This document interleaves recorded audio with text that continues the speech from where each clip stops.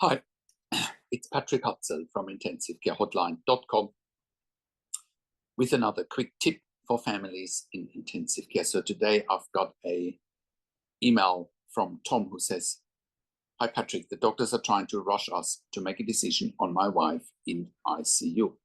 Now, we're getting comments like this every week that, ICU teams are trying to push or coerce families to quote unquote make a decision. Well, here's my tip. The only decision that ICUs need to make is what's in the best interest of a patient.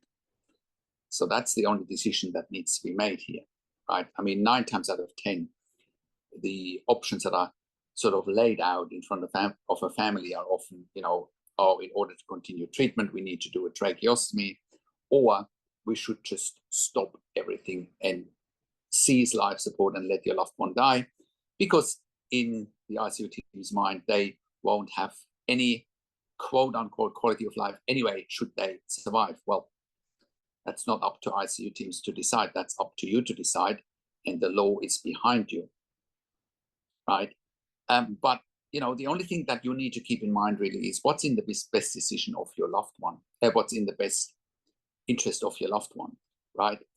Not anyone else, not the ICU team's interest, which is to save money, which is to eliminate bed blocks, which is to have, to not have any long-term patients in ICU, because if your loved one might be in ICU for a long time to come, the ICU doesn't want that, right?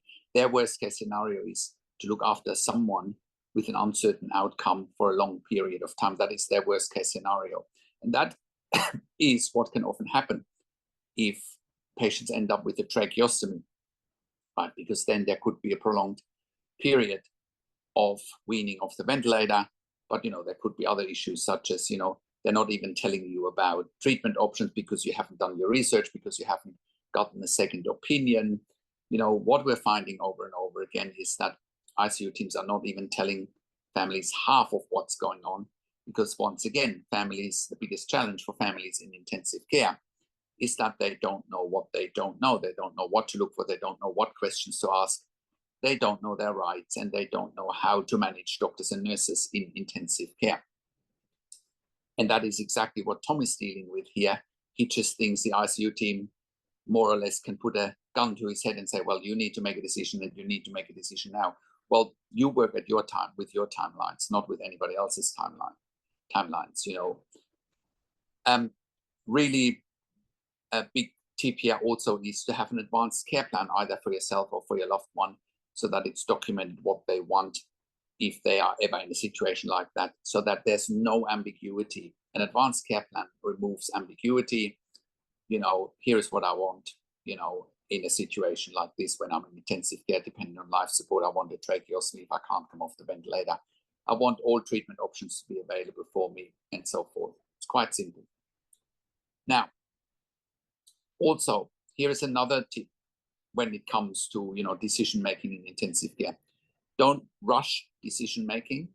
Don't work with intensive care team timelines, because the timelines are their timelines, and they're driven by financial interests. They're driven by, how many beds do they have, how many staff do they have. Forget about all of that. That's not your problem. Your problem is the well-being of your wife in this situation, Tom. Let me ask you a question. If the intensive care team asked you to jump off a bridge, would you jump off a bridge? Well, the answer is no. So why would you work with their timelines? You are running the show, right? Get informed, get a second opinion, and then make a decision. Make an informed decision that is actually in the best interest for your wife, and not that's in the best interest for the intensive care team and for the hospital. Now, here's another tip. When it comes to sort of ICU saying, well, in order to continue treatment, your wife needs a tracheostomy, or we need to stop treatment, we need to move her to hospice and palliative care and let her die. The biggest question here is, what have they done to avoid the tracheostomy? We're often finding that when we come in with a second opinion, that they're not even telling you half of the story. And then we're finding, well, this patient is actually very close to coming off the ventilator.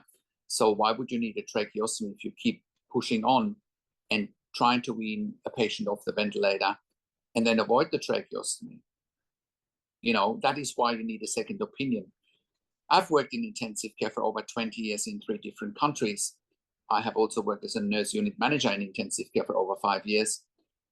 And I have been consulting and advocating for families in intensive care for the last 10 years all over the world here at intensivecarehotline.com. Just look at our testimonial section or look at our podcast section where we have done client interviews.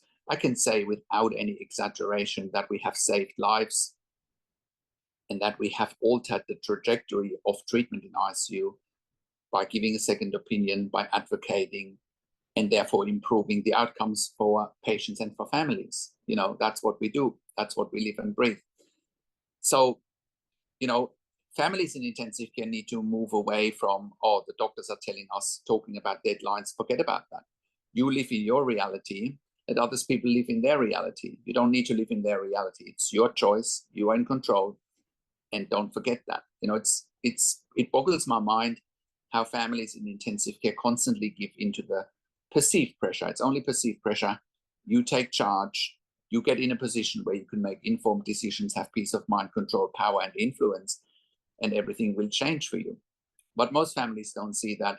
They only get a glimpse of it when they read our website, when they watch my videos, then they understand, well, you are in charge and you make the decisions and nobody else. And I hope it's the same for you here, Tom. So I hope that helps. Now, we have a membership for families of critically ill patients in intensive care where we answer your questions. Now, you can get access to the membership for families of critically ill patients in intensive care. If you go to intensivecarehotline.com, you click on the membership link, or you go to intensivecaresupport.org directly.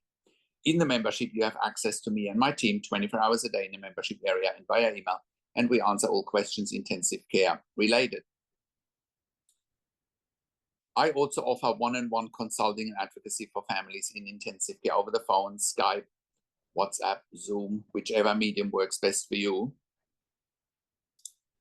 And I talk to doctors and nurses directly. I ask all the questions you haven't even considered asking, but must be asked when you have a loved one in intensive care, so that once again, you make informed decisions, have peace of mind, control, power, and influence. And that you're not beholden to the agenda of intensive care teams, which often is not your agenda. Got to look at the health system as a whole, and it's pretty screwed all over the world, right? Not enough staff, not enough doctors, not enough nurses, resource constraints. That's where most of the communication is coming from when you're talking to intensive care teams. When they're telling you, your loved one won't have any quote unquote quality of life if they survive. Basically what they're saying, we don't have enough staff and we don't have enough resources to get your loved one to the other side and help them survive and then let them recover. That's basically what that means. You have to read between the lines all the time. But I also talk to you and your families directly and educate you on intensive care, help you understand the landscape, help you understand what questions to ask, or I can ask the questions on your behalf. It's like piecing together a very complex puzzle when you have a loved one in intensive care. And if you don't know where to start, if you don't know where you're looking for, you will believe everything that they're telling you without really getting a second opinion, which is what we are doing here. I also represent you in family meetings with intensive care teams so that you have clinical advocacy and consulting when you're talking to intensive care teams in family meetings. And I help you have a strategy when you're going into family meetings with intensive care teams. 99.9% of families, when they talk to intensive care teams, have no strategy whatsoever. And that's why they get walked all over. I also strategize with you whether you should even go into a family meeting with intensive care teams. Yes, and that is an option for you not to go. You just don't know it yet. We also offer medical record reviews in real time so that you can get a second opinion in real time. We also offer medical record reviews after intensive care if you have unanswered questions, if you need closure, or if you are simply suspecting medical negligence. And all of that you get at intensivecarehotline.com.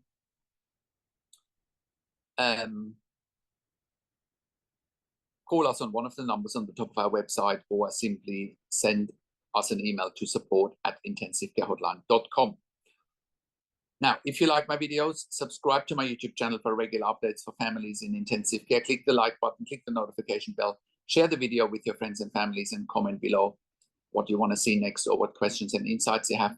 Thanks for watching. This is Patrick Hutzel from intensivecarehotline.com, and I will talk to you in a few days. Take care for now.